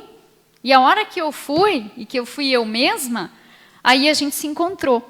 E o legal é que ele estava no mesmo movimento. Legal. Então, levem isso a sério, gente. Singularidade consciencial. Que rejuvenesce. A singularidade não envelhece. É tão interessante a questão da singularidade, porque quando você parte para essa condição de assumir quem você é, você para de procurar fora, as coisas vêm até você. E muitas vezes a gente, até por uma questão mesológica, as pessoas elas têm um grau variável de ator social. Isso faz com que, inclusive, elas tenham uma vida dupla, né? Então, quando elas estão dentro de um determinado grupo, elas tendem a se comportar de acordo com o que aquele grupo valoriza. Então, ela começa a introjetar valores mesológicos daquilo ali. E é importante pensar também na introjeção de paravalores, da paramesologia, das companhias extrafísicas que a pessoa tem, e que ela começa, para não incomodar as consciências, ela começa a se adequar àquele processo. E isso gasta muita energia. Isso psíquica, gasta muita né? energia, porque você está pensando em como as pessoas vão pensar e se elas vão gostar ou não daquilo que você está dizendo, e isso aí consome muita energia. E outra, te mantém num processo também de drenagem energética para essas consciências. Aí você envelhece, brincadeira. E envelhece. Isso gera uma questão de autoconflito que gera irritabilidade. Então, para mim, dentro das pesquisas que a gente faz, o caminho da diversidade, ele tem muito a ver com a assunção da singularidade consciencial, porque ela ajuda na redução dos autoconflitos. Você para de lutar com quem você é, você passa a ter uma visão mais realista de si mesmo, você passa a aceitar, bem, eu sou assim mesmo, eu tenho isso de bom, tenho isso que eu preciso melhorar, mas sem drama, uma visão autorrealista, e aquela coisa, né, qualquer tratamento, ele depende de um diagnóstico correto. Só que não existe diagnóstico se eu nego o diagnóstico, né? É que nem aquela pessoa que tem um diagnóstico difícil e ela nega, ela não vai conseguir resolver aquilo enquanto ela brigar com o diagnóstico dela. Então, essa condição da autoaceitação com naturalidade e com autoliberdade de ser você mesmo faz com que diminua demais os autoconflitos, e isso gera, como você para de ser drenado, aumenta o poder consciencial, você fica mais forte, a força você fica presencial, menos drenado, né? então aumenta a força presencial. E outra, você começa a atrair as pessoas que realmente têm relação contigo. Você limpa, né? Dá aquela limpada. Assim. Não, e começa a atrair, porque às vezes as pessoas elas Essa... fazem uma propaganda, por exemplo, vamos pensar numa pessoa que quer arrumar um namorado e tudo mais. Ela faz uma propaganda que não é bem quem ela é. Então ela atrai pessoas que têm a ver com aquela propaganda que ela está fazendo, né? Então, essa condição das pessoas se libertarem das amarras grupais, da mesologia, da paramesologia, daquelas coleiras do ego e tudo mais, é um movimento de autolibertação que a gente pesquisa muito nessa condição da liderança, né? E aí acaba a competição, né? Aí não tem mais competição. Não tem efeito da assunção da singularidade não tem efeito nenhum. Acabou. E uma visão conscienciométrica disso, do que você falou, eu vou repetir em palavras conscienciométricas, os mecanismos de defesa que a gente cria nesses ambientes onde você não está alinhado, não reconhece a sua singularidade, você cria um monte de mecanismo de defesa que puxa toda a energia de onde? Dos seus trafores. Isso caiu a ficha semana passada, eu estava lendo sobre mecanismo de defesa, trafor e trafar. Então, aí seus trafores, você não usa os seus trafores porque você está se defendendo, cheio de máscaras, e tem um mecanismo chamado mecanismo de anzol, que tira a energia dos seus trafores e joga para os seus trafares para poder se proteger, criar máscaras e mecanismos de defesa para agradar e tal, etc. Então, você acaba não usando seus trafores pela falta de singularidade. Agora, até como você tocou nesse assunto, uma dica é pegar o livro, para quem quer fazer esse movimento de assunção da singularidade consciencial, tem um livro muito bom, que é do Nathanael Branden, que é Autoestima e seus 6 pilares, e tem uma frase que ele fala sobre mecanismos de defesa do ego, que eu acho que ele conseguiu aprofundar um pouco o que o Freud tinha trazido. Ele fala que o verdadeiro mecanismo de defesa do ego, na verdade, é um mecanismo de defesa da autoestima. Então, a pessoa que ela depende da aceitação dos outros, ela não tem autoestima sadia. Então, ela depende da valorização dos outros para que ela sinta valor próprio. Então, quando ela consegue se libertar disso, ela consegue reconhecer o alto valor, ela entra numa outra caminhada e ela consegue se libertar dessa condição da influência do grupo, dessa sujeição aos valores e princípios daquele grupo onde ela está inserida, porque ela está preocupada em agradar, porque se ela não agradar, ela vai sentir que ela tem medo de ser excluída. E às vezes precisa, às vezes aquele grupo não é um grupo sadio, né? Esse é o meu tema de pesquisa, que é a falta de integridade da mulher, porque eu, muito tempo assim da minha vida, eu fiz coisas que não condiziam com o meu jeito, com a minha essência. Eu convivi com jovens que gostavam de beber e eu ia para barzinhos em São Paulo, o pessoal lá é muito boêmio. E eu frequentava uma turma e eu não bebia, não colocava álcool na boca, mas, sabe, o pessoal bebe cerveja, não tem fim e fica lá naquele papo, aquela coisa chata. E muitas vezes eu frequentei sem ter vontade, mas por quê? Estava lá a família, estava namorado e tudo mais. Isso é muita falta de integridade consigo, né? E tudo isso, assim, foram essas questões e outras, com essa minha falta de integridade, né, que eu tenho um processo aqui de endometriose, onde eu faço minha pesquisa, autopesquisa, e venho fazendo processo de autocura em cima disso, né, e querendo ajudar mulheres, porque é alarmante o número de mulheres com endometriose, está crescendo bastante, e tem muito a ver com essa falta de integridade, de você se submeter a coisas que você não tem a ver com a sua essência, com o seu modo de vida. Você fica em conflito, né? Muito conflito. Tem que ser, né? Gera doença, né? E é aquela coisa, uma pergunta também, né? Qual é o meu nível de desapego? Porque para você encontrar o grupo evolutivo, você precisa desapegar também de grupos antievolutivos. Tudo bem, você vai se encontrar nas quebradas da vida, mas às vezes aquelas pessoas não querem, não estão interessadas na evolução, nas coisas que você está querendo pesquisar ou crescer, enfim. Então, mas assim, para você, é que nem aquela coisa do circo, né? Você só consegue pegar o outro bastão na hora que o malabarista vai pulando lá, você tem que abrir mão de uma coisa, dar uma insegurança, até você pegar na outra metade lá do bastão, né? Quando o malabarista ele dá aquele pulo, né? Ele sai de um para outro, né? Então, esse desapego é importante. Gera uma insegurança isso, né? Sim, porque eu fiquei, ao invés de eu ter esse desapego e buscar a minha turma, eu ficava lá querendo moldar aquele pessoal que não tinha nada a ver com aquilo, sabe? Então, era essa falta de integridade que vai trazendo doenças. E sabe uma outra consequência disso, que o que gera problema em muitos casais, é que a pessoa, por exemplo, ela acha que ela vai mudar o outro. Né? Então, tudo bem, ele ainda não está do jeito que eu quero, mas eu vou deixá-lo do jeito que eu quero. E isso gera o assédio, porque você está querendo impor ao outro algo que você quer. E aí toda imposição, ela gera algum grau de oposição. Então, e tem a ver com né? a baixa estima, né? E aí, pensa, heteroconflito tem a ver com impor ao outro. Autoconflito tem a ver com impor a si mesmo aquilo que você não é. Sim. E você acha que, nesse caso da busca da singularidade, essa questão de ser mulher ou de estar...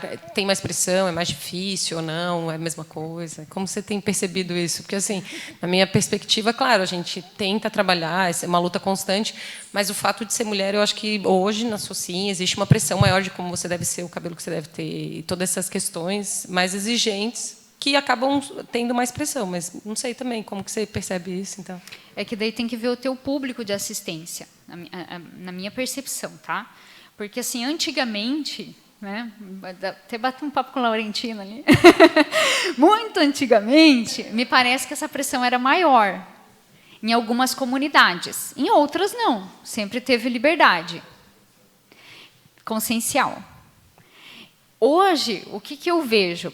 Eu nasci em 75. Então, de 75 para cá... Agora ficou feia mesmo, realmente não envelhece. Assim, eu não vejo... como é que eu te digo assim? Eu não vejo dificuldade.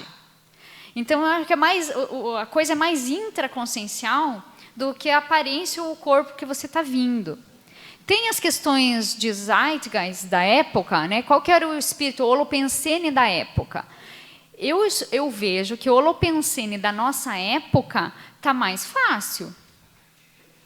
Eu imagino que o holopensene lá do século XVI, né, XVII, enfim, era mais complexo. Tinha coisas que as mulheres realmente não podiam fazer. Né? Não podia votar, não sei o quê, não tinha aquilo escrito que podia, né? Não dava. O que eu percebo hoje é que eu acompanho muito aluno, eu sou professora de universidade, e eu vejo uma questão deles muito grande com as mídias sociais. Então, assim, tudo bem, era uma coisa de pressão diferente e tal, mas hoje é tanta exposição, e quando você vê o aluno, o indivíduo, quanto mais jovem, claro, está indo numa construção dessa comparação, dessa dificuldade. E eu vejo que daí o sofrimento é maior entre as mulheres do que os homens, nesse sentido, mas é uma perspectiva... Entre o Laurentino, se você quiser falar, não sei, a Natália, quer falar? Fala aí. Não sei se acho que agora tá. É que eu acho que foi justamente isso que você trouxe. Talvez antes a pressão externa fosse muito maior.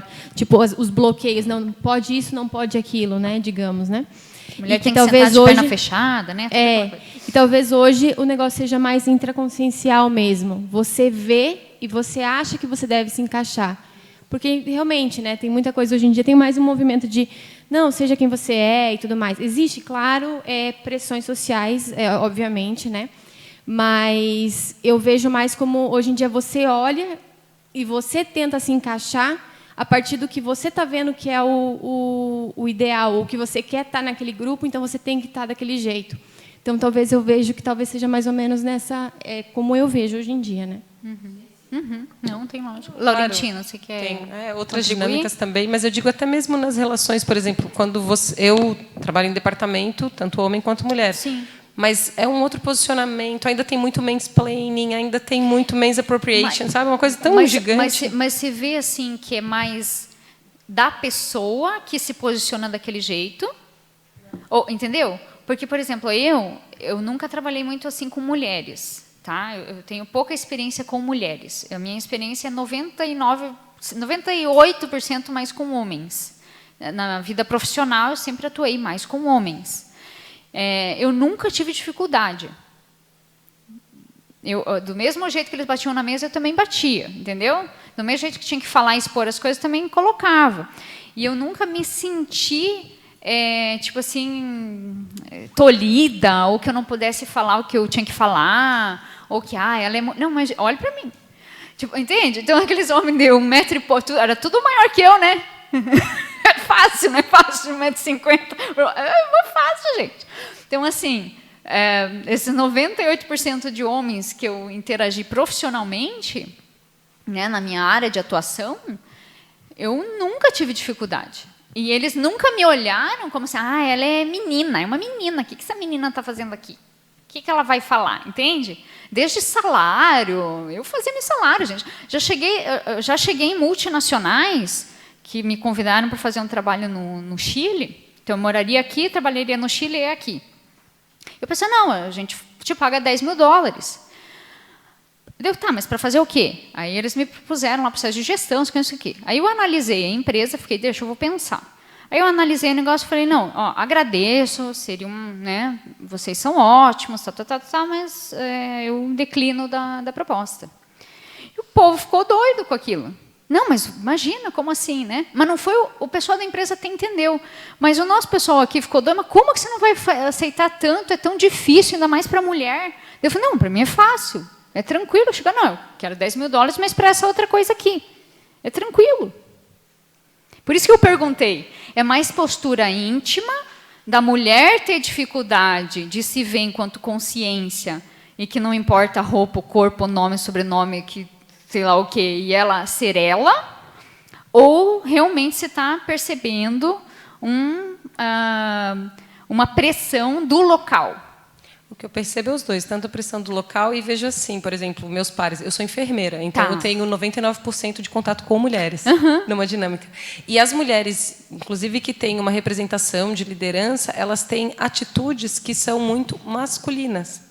Tanto na roupa, quanto no jeito de falar, na forma que bate a mesa. Esse é o estereótipo, é. E aí eles relacionam com isso. E aí eu fico sempre naquela dúvida, será que só tem um jeito de ser reconhecida, que é se aproximar do lado masculino? Mas eu vim genossoma, eu tenho que desenvolver a minha feminilidade, a minha forma de acolher. Então eu percebo que existe essa questão externa, e se a pessoa tem esse jeito que não é o que o masculino identifica como liderança, eu ganho meninas vários dias, todos os dias do meu trabalho, as pessoas me relacionam com uma menina, e eu falo, olha que interessante essa dinâmica, né? Então eu sempre fico nesse quesito de como eu me porque a minha singularidade é muito feminina. Se eu pudesse, eu usava laço todos os dias. Sem problema, usa. Isso, mas aí o que acontece? Eu percebo que daí eu não tenho esse caráter junto, então eu fico nessa mas aí dúvida. Que tal, ó? Porque não é o que você está colocando em você, é o que você é. É esse que é o negócio do pulo do gato que eu falei, entendeu? Não, mas eu percebo que a minha singularidade, por exemplo, o homem ele pode usar... Ele pode ter uma singularidade sem nenhuma pressão. Eu não, eu tenho uma pressão externa que eu acho que é maior. É uma percepção, por isso que eu te perguntei. Assim, eu acho que a minha perspectiva é que é mais complicado ter essa singularidade como mulher, porque algumas das nossas características não são tão valorizadas no momento atual, sei que melhorou muito, tem toda essa dinâmica, assim. Mas fico naquela dúvida, assim, de que é diferente ter uma singularidade num ginossoma, mas é uma perspectiva. Eu vou pegar agora dentro da tua área, eu atuei uns 3, 4 anos dentro de um hospital. Então, eu atuei com enfermeiras lá e tudo. E o que eu percebia? Que que ou se caía no estereótipo de vou copiar o estilo masculino, o que é um erro, né? Porque não adianta, você não vai ser aquilo. E cada homem tem um estilo também, não é sempre igual. E, por outro lado, a questão de uma insegurança, principalmente com médicos. Então, da enfermeira não se posicionar porque o cara é médico. E aí a gente teve que fazer um trabalho para entender que esse cargo, né, esse conhecimento do médico e o conhecimento da enfermeira, eles se complementam. E se não houver aqui a atuação dela e a atuação, não vai ajudar a atuação dele, e vice-versa. Então, tinha um mito, tinha crenças irracionais com relação ao cargo. Então, eu achei muito louco isso, sabe? E aí a gente teve que fazer um trabalho para desdramatizar, para desmistificar o negócio do cargo e para a pessoa pensar no conhecimento, que esses conhecimentos se complementam. E a gente trabalhou todo um processo com o pessoal da UniOeste, até na época, que eles ajudaram a atuar lá dentro, das competências de liderança, né? Mas trabalhar essa visão de liderança que é em comum, que é uma co-liderança. E que daí tudo se complementa, né? Tanto os temperamentos, como o estilo, como as histórias, como os conhecimentos. Então, por isso que eu perguntei no início, porque vale a pena analisar. Porque muitas vezes a pressão externa também tem a ver como você responde para essa pressão. É a posição que você se coloca. Porque o ambiente hospitalar, ele é um ambiente hospitalar é um ambiente em que ele tem naturalmente um médico-centrismo, né? Ele gira em torno do médico. Está errado, ele não deveria girar em torno do paciente. Mas a questão da enfermagem dentro do ambiente médico, culturalmente é complicado, porque há uma subserviência, sim, há uma dificuldade de mudar uma questão cultural. E hoje, inclusive, eu estou na condição de diretor técnico do hospital, e isso é uma dificuldade que a gente enfrenta lá. E o que eu reparo? Não adianta alguém tentar libertar a pessoa. É bem isso que a Simone está trazendo. É um mecanismo de crença irracional que a própria pessoa mantém aquela condição do papel dela de subserviência perante a figura do médico ali no processo. Então, por mais que você tente ajudar, isso não vai mudar enquanto a pessoa não assumir a sua condição e atuar de maneira mais liderológica, né? E isso é uma dificuldade que eu vejo em muitas enfermeiras, elas têm muita dificuldade de assumir essa liderança, é como se elas fossem esbarrar na liderança do médico ali no processo. E como a Simone disse, dá para trabalhar em conjunto, né? Agora, enquanto a enfermagem, né, se submeter, por exemplo,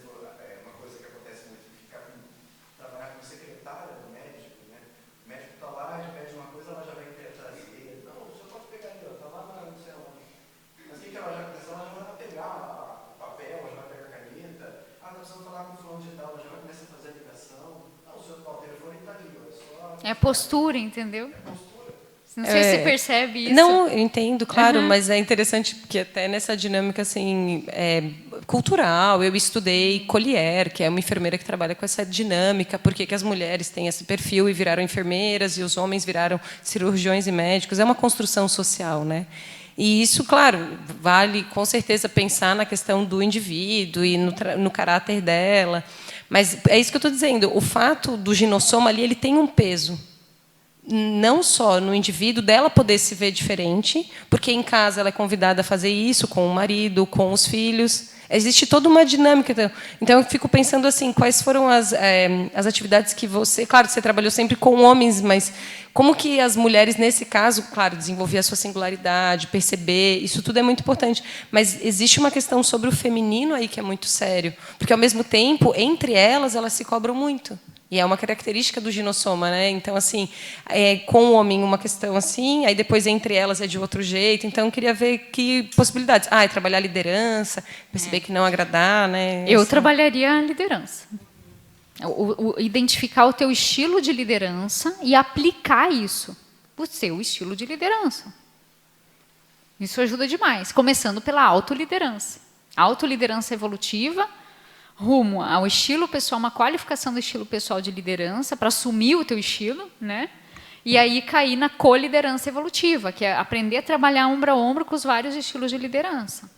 Sem competir, sem se comparar, né? E sem se submeter, porque daí entra a questão da liberdade, né? A autoliberdade. Agora, para você não se submeter, você precisa primeiro se autolibertar, né? Você se dá a autoliberdade. E aí fica fácil de você colocar isso para fora, externalizar. Essa é é o que eu fui trabalhando comigo, né? Simone, dentro dessa linha da singularidade que eu estava pensando, acho que tem um ponto que vai tocar com o parapsiquismo, que é a questão da pessoa que vai andar no contrafluxo e que a legitimação muitas vezes vai ser extrafísica. Exato. Né? Então, acho que aí entra muito a questão da pessoa conseguir ter o parapsiquismo para que ela consiga, além de fazer a própria autopesquisa, mas consiga se sentir respaldada e ratificada naquilo que ela está conduzindo, porque muitas vezes na dinâmica de andar no contrafluxo, o contexto mesológico... ele não vai ajudar. Às vezes ele não está ajudando.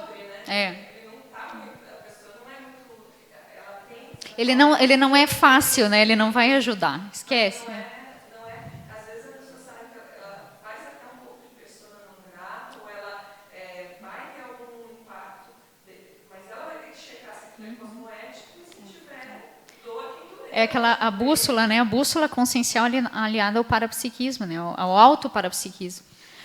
Nesse sentido, é excelente ter trazido isso, Fernando, porque isso é bem sério. Por isso, a necessidade da gente desenvolver e aprofundar mais no autoparapsiquismo. Porque é isso que vai te dar direção. É a tua equipex, o teu amparador, tua amparadora, né? Para ver ali em todo esse contexto aqui, que é difícil, que é complexo, né? Que não estou tendo ajuda, né? Intrafísica. Contudo, essa postura aqui vai ser a melhor para todos, né? Então, vamos lá. Vai desagradar? Vai. Mas é o melhor, né? É onde está precisando.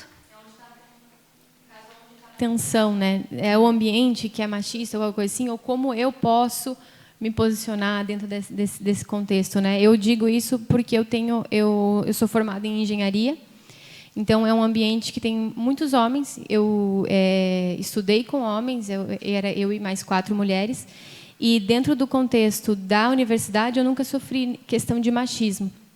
Quando eu saí de machismo, né? Eu digo, né? Nunca me viram diferente dentro da universidade.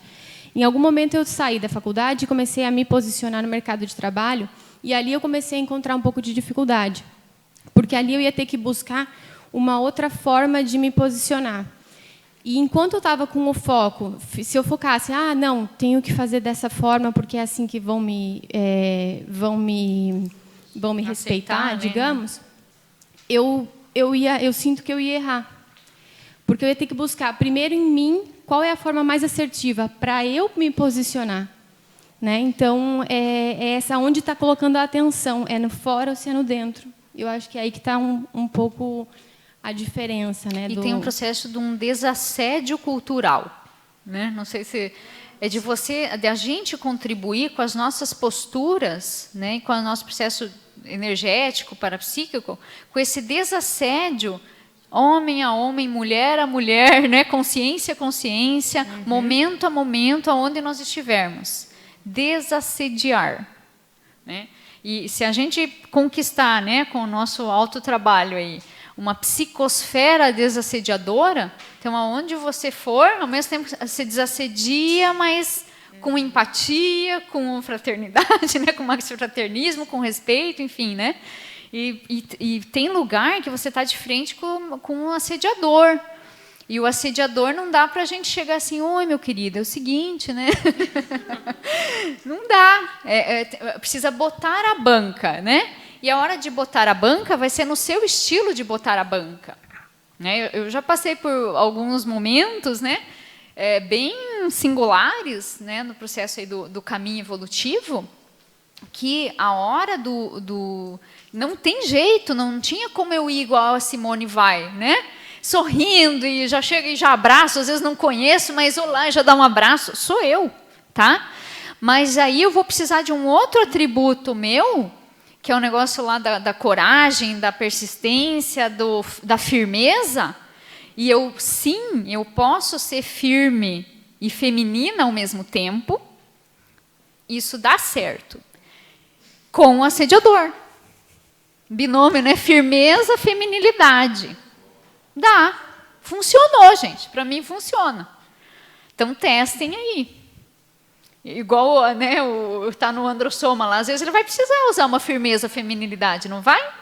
Tem casos que sim. Então, dá para a gente pensar nesse processo. Aqui precisa desassediar o negócio. Como é que faz aqui? Qual que é o paracontexto? E aí entra uma dica de um amigo nosso aí da Liderar, que estuda liderança, né?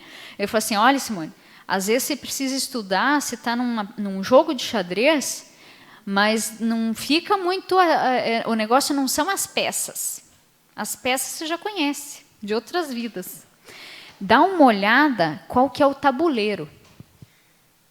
Qual que é o tabuleiro? É um tabuleiro transparente, é um tabuleiro de madeira, é um tabuleiro de pedra. Qual é o tipo do tabuleiro? Para daí agir com lucidez e discernimento. Isso é o quê? É parapsiquismo. Que as pessoas estão tudo ali, está tudo acontecendo o jogo, né? O contexto, a situação, mas o que está rolando extrafisicamente? Né? O que está acontecendo aqui? Qual que é o meu papel aqui? E isso é parapsiquismo ginossomático.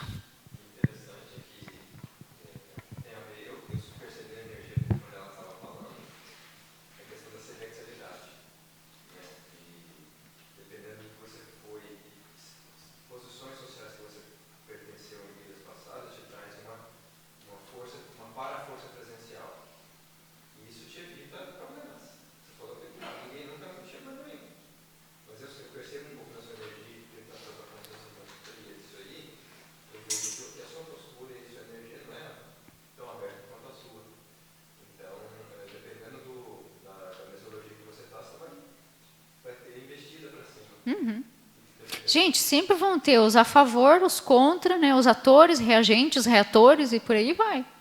Isso aí vai ter, a vida é essa.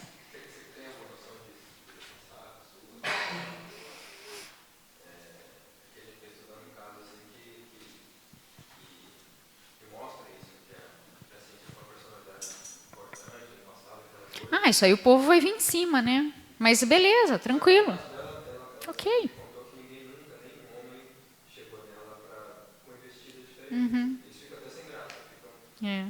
Mas são as mulheres, né?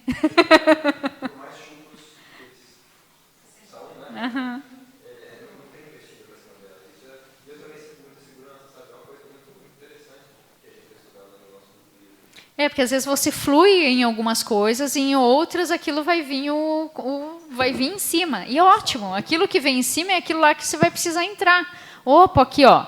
É aqui que está pegando, então é ali que eu vou precisar ajudar, ali que eu vou precisar interagir. Qual que é o meu papel ali, com aquele grupo, com aquele padrão? Aí vem mesmo.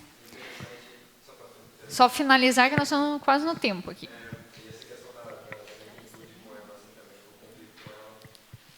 tranquilo, né?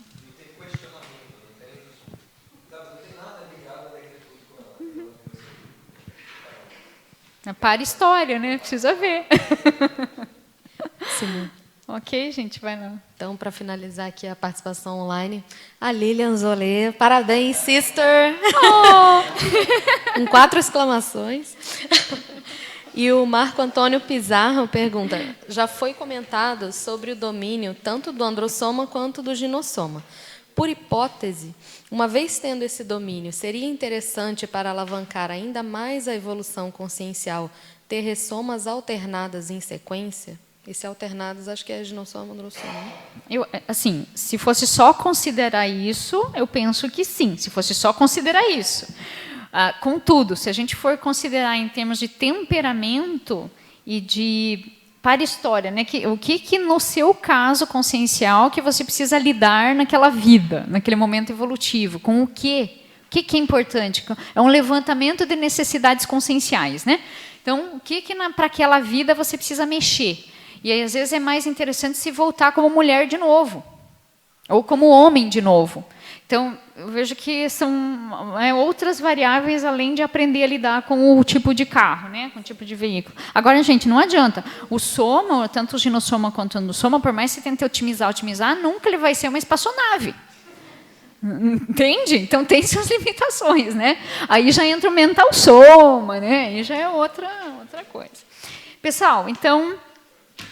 nos 15 minutos antes aí, então um convite aí para vocês. Nós vamos ter o curso Coliderança Evolutiva.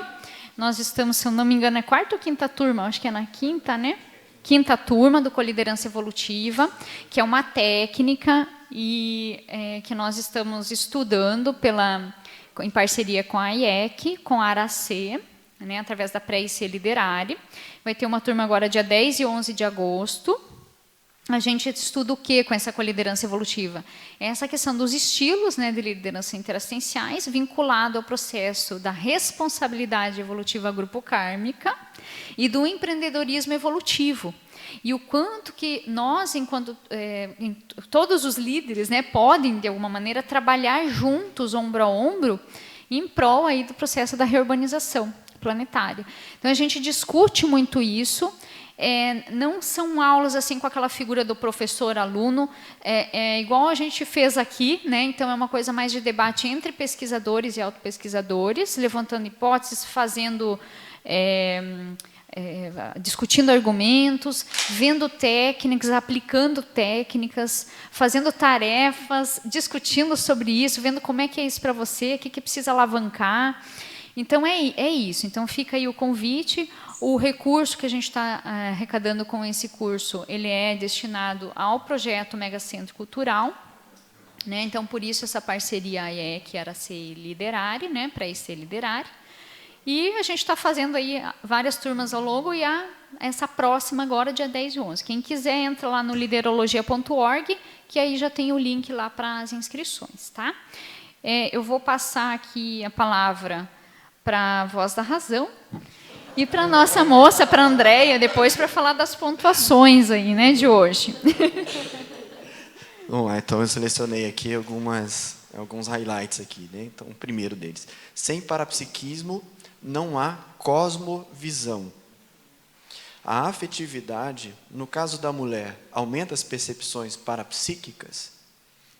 Terceira, o androssoma pode ter predomínio de energias masculinas ou femininas. Trabalhar com energia, ou seja, fazer MBE, sem ortopensenidade, é como mobilizar energia suja. Não adianta tomar banho com lama.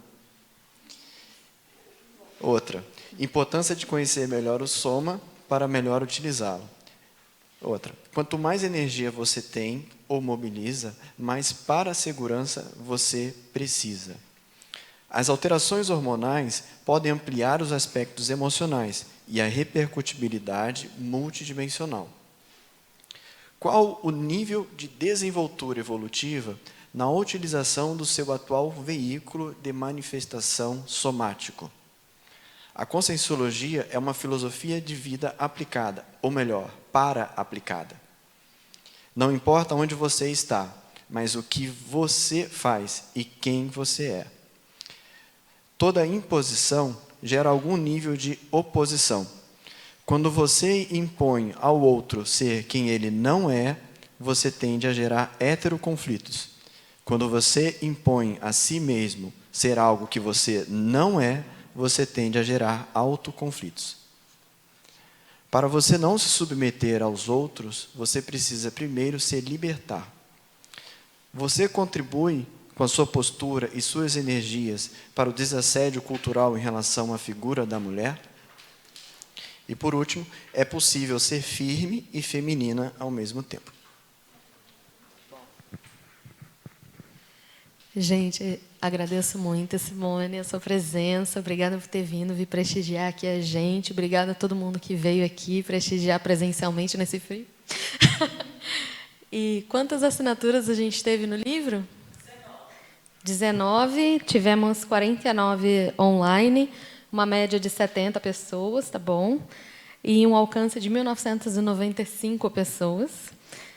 E, bom, então a gente agradece a presença, compartilhamento, contribuição. E a gente vai se ver, então, no domingo que vem, com a temática Saúde Consciencial, com a professora Fernanda Schweitzer.